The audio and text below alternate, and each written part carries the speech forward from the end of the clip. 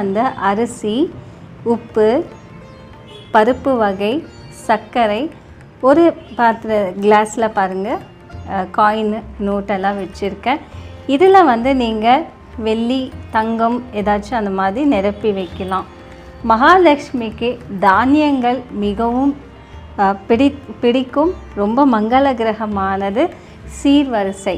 நீங்கள் வந்து வீட்டில் நல்லா அலங்காரம் செய்து பலகாரமெல்லாம் செய்து வைக்கலாம். உங்களுக்கு முறையான வழிபாடுகள் வந்து நான் இங்கே காட்டுறேன். அதுக்கு பிறகு மஞ்சள் அரிசி வந்து அர்ச்சனை செய்யறதுக்கு வச்சுக்கோங்க. குங்கும அர்ச்சனை செய்யுங்க, ரொம்ப நல்லது.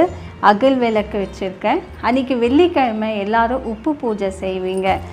இங்கே பாருங்கள், மண்பானையில் கல் உப்பு, காயின், 7 முகம் ருத்ராட்சை வச்சுருக்கேன். ஒரு பட்டு துணி எடுத்துக்கங்க. இந்த பட்டு துணி வந்து பிங்க் கலரை